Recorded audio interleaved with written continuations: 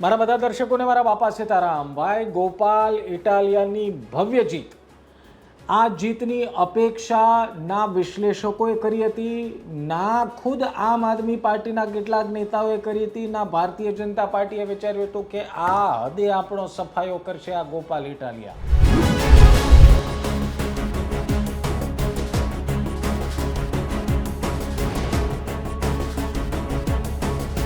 હવે એ સમજાવવાનો પ્રયાસ કરવાનો છે કે એવું તો શું થયું, એવા તો કયા કારણો છે કે ગોપાલ ઇટાલિયા ભારતીય જનતા પાર્ટી માટે કાળ બની ગયા. એ કારણો હું તમને ખાલી 5 કારણોથી સમજો કે કેવી રીતે ગોપાલ ઇટાલિયા કાળ બની ગયા. કારણ નંબર 1, ગોપાલે વહેલા શરૂ કરેલી મહેનત. સાહેબ, કોઈ પણ ચૂંટણીમાં જ્યારે કોઈ પણ ઉમેદવારનું નામ પહેલાં જાહેર થઈ જાય એનો ફાયદો શું થઈ શકે એ ગોપાલ ઇટાલિયાએ સાબિત કરી દીધું. ને આ નજીકના ભવિષ્યમાં આપ સમજી લેજો કે આમ આદમી પાર્ટી અને બાકી પક્ષો પણ આ તરકીબ અજમાવશે. તમે 3 મહિના પહેલાં 2-3 મહિના પહેલાં નામ જાહેર કરી દો, જનતામાં વિશ્વાસ બેસે કે આ વ્યક્તિ છે. અને બીજું કારણ, એનો ફાયદો એ થાય કે ઉમેદવાર પણ લોકોને કોન્ફિડન્ટલી મળી શકે કે ભાઈ હું જ છું, ઉમેદવાર હું જ છું, તમારે મને જ મત આપવાનો છે. બીજું કારણ આપ જો મળી લો, આખી ટીમ વિસાવદરમાં ઉતરી ગઈ. આમ આદમી પાર્ટી કડીમાં પણ લડતી હતી, આમ આદમી પાર્ટી વિસાવદરમાં પણ લડતી હતી, પણ કડીમાં તમે જોઈ આવો અને વિસાવદરમાં જોઈ આવો, તમને ફરક સમજાઈ જશે કે સૌથી વધારે મહેનત આમ આદમી પાર્ટીએ કરી વિસાવદરમાં. શું કામ? કારણ કે એમને વિશ્વાસ હતો ગોપાલ ઇટાલિયા પર. એમને વિશ્વાસ હતો કે આ નેતા ભાજપનો ગરબો ઘેરે મોકલી દેશે અને ભારતીય જનતા પાર્ટીનો ગરબો ઘેરે જતો રહ્યો. વિસાવદરમાં સુરતથી ટીમ આવી, વિસાવદરમાં બાકી જિલ્લાઓથી ટીમ આવી, રાજુ કરપડા, પ્રવીણ રામ, ઈશુદાન ગઢવી અને બાકી બધા જ નેતાઓએ વિસાવદરમાં એક સાથે મળીને કામ કર્યું. બાકી પક્ષોમાં હોય હું ખબર, ખોટું બહુ લાગી જાય, સ્ટેજ ઉપર જગ્યા ન આપી, ખુરશી ન આપી, આવું બધું કરવામાં આમ આદમી પાર્ટી ન રહી. એમણે એક જ ધ્યેય રાખ્યો કે ગોપાલ માટે મહેનત કરો, ગોપાલ જીતી શકે એમ છે, અને ગોપાલે એ મહેનત એળે ન જવા દીધી. સાહેબ, ત્રીજું કારણ છે ગામે ગામ ફરી લોકો સાથે ચર્ચા કરી.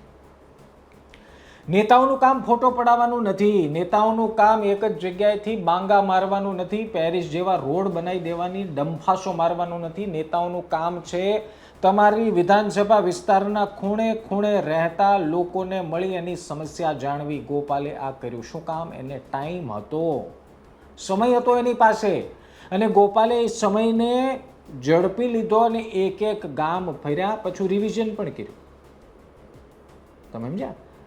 ભારતીય જનતા પાર્ટી અને કોંગ્રેસે જ્યારે ગામ ફરવાનું શરૂ કર્યું ને ત્યારે તો ગોપાલ રિવિઝન કરતા હતા. ત્યારે તો એ ઓલરેડી એકવાર ફરી ચૂક્યા હતા. ફરી એને જ્યાં લાગતું હતું કે અહીંયા કદાચ વાંધો આવી શકે ત્યાં ફરી ગયા. લોકો સાથે વાત કરી, લોકોની સમસ્યા જાણી અને લોકોની સમસ્યાઓ લખી. આપ સમજશો, એમણે લખી છે. એમણે એક ક્રાઇટેરિયા બનાવ્યો છે કે કયું કામ જનતાનું મારે પહેલાં કરવાનું છે. એનાથી શું થાય કે જનતામાં એક વિશ્વાસ બેસી જાય કે આ વ્યક્તિ ગંભીરતાથી તો લે છે. સફેદ ઇસ્ત્રીવાળા ટાઈટ કપડાં પહેરીને આવીને ફાંકા મારીને જતો નથી રહેતો. એ વિશ્વાસ અપાવવામાં ગોપાલ સફળ થયા. ચોથું કારણ, આક્રમકતાથી ભાજપની સામે બાયો ચડાવી. જો ભારતીય જનતા પાર્ટી 30 વર્ષથી આ રાજ્યમાં સત્તા પર છે, એ પાર્ટી જેણે 2022ની વિધાનસભામાં 156 બેઠકો જીતી, એ પાર્ટી જેની સરકાર કેન્દ્રમાં પણ છે, એમનો પાવર, એમની સત્તાનો પાવર વિશે કોઈ અજાણ નથી. એવી પાર્ટી સામે વિસાવદર જેવી બેઠકમાં તમે આક્રમકતાથી ચૂંટણી લડો, એનો એક સીધો મેસેજ જાય કે આ વ્યક્તિમાં દમ તો છે. સાહેબ, એણે પુરવાર કરી દીધું. કેવી રીતે? હું તમને કહું. એમણે જનતાઓના મુદ્દાઓ ઉઠાવી, સરકારી કચેરીઓમાં હલ્લાબોલ કર્યો, અધિકારીઓને ખખડાવ્યા. એટલું જ નહીં, એમણે પૈસા આપવાની વાત પર સ્ટિંગ ઓપરેશન કર્યું. એટલું જ નહીં, એણે દારૂ પકડાયો. આ વિશ્વાસ બેસાડે છે કે આ વ્યક્તિ તો સત્તામાં પણ નથી, આ વ્યક્તિની સરકાર પણ નથી, તેમ છતાં જો આ એકલો વ્યક્તિ આ કરી શકે તો આને સત્તા આપીએ તો આ શું ન કરી શકે. જનતાએ આ વાત ઉપર ધ્યાન આપ્યું છે. અને પાંચમું ને સૌથી મહત્વપૂર્ણ કારણ, ભાજપની ભૂલનો ફાયદો ગોપાલને થયો. એમાં કોઈ ના નહીં પાડે. ગોપાલે તો મહેનત કરી જ છે, એમાં કોઈ સવાલ નથી, એમાં કોઈ બેમત નથી, પણ ભાજપે જે ભૂલ કરી એનો ફાયદો પણ ગોપાલે થાય. શું ભૂલ કરી? એક તો કિરીટ પટેલનું નામ જાહેર કર્યું. કેટલાક લોકો એવું કહે છે કિરીટ પટેલનું નામ જાહેર નહોતું કરવા. કિરીટ પટેલ પર આરોપ છે, કિરીટ પટેલની છબી પર કેટલાક સવાલ ઉઠાવ્યા, એટલું નહીં, એ બાકી રહી જતું હતું. તે પેરિસ વચમાં લાવ્યા, એ બાકી રહી જતું હતું, તે ચંદ્રને મંગળ લાવ્યા. અને સૌથી મોટી ભૂલ, એ જ ગામના નેતાઓ, એ જ ગામના પૂર્વ ધારાસભ્યોને તમે તમારા પક્ષમાં લઈ આવ્યા અને એમને પ્રોજેક્ટ કર્યા. લોકોએ જોયું કે આ તો એ નેતા છે જેને અમે મત આપ્યા હતા, હવે તો એ ભાજપનો ખેસ બહેરીને પગ ઉપર પગ ચડાવી સ્ટેજ પર બેઠા છે.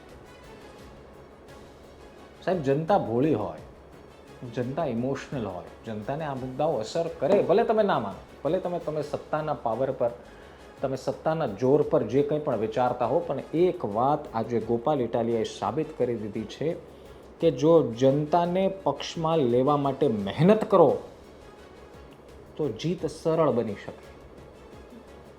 અમે પણ હતા જેમ કહેતા હતા 5-10 હજારથી વધારેની લીડ નહીં આવે. સાહેબ, આ વ્યક્તિ 17,000 પ્લસની લીડ સાથે જીતી ગયો. આ વ્યક્તિએ સાબિત કરી દીધું કે તમે સમીકરણ કોઈ પણ સેટ કરી લઈ આવો, તમે જ્ઞાતિગત સમીકરણ, તમે પક્ષને ફેવર કરશે, સત્તાવાળાને ફેવર કરશે, તમે ગમે તે લઈ આવો, પણ જો જનતા મારી સાથે છે તો હું જીતીશ અને સારા માર્જિનથી જીતીશ. આ એમણે સાબિત કરી દીધું. હવે ગોપાલ પર જવાબદારીઓના પહાડ છે અને જનતાને વિશ્વાસ છે કે ગોપાલ એને પાર પાડશે. એની પણ વાત કરીશું. તમારું શું કહેવું છે આ વિડીયો પર એક કમેન્ટમાં લખવાનું સાહેબ ભૂલતા નહીં. અને હજુ સુધી ગુજરાત તકને સબસ્ક્રાઈબ ન કર્યું હોય તો આ ખોટું કરો. તમે સબસ્ક્રાઈબ કરી લેજો. ફરી મળીશું એક વિડીયો સાથે. બાપા સીતારામ.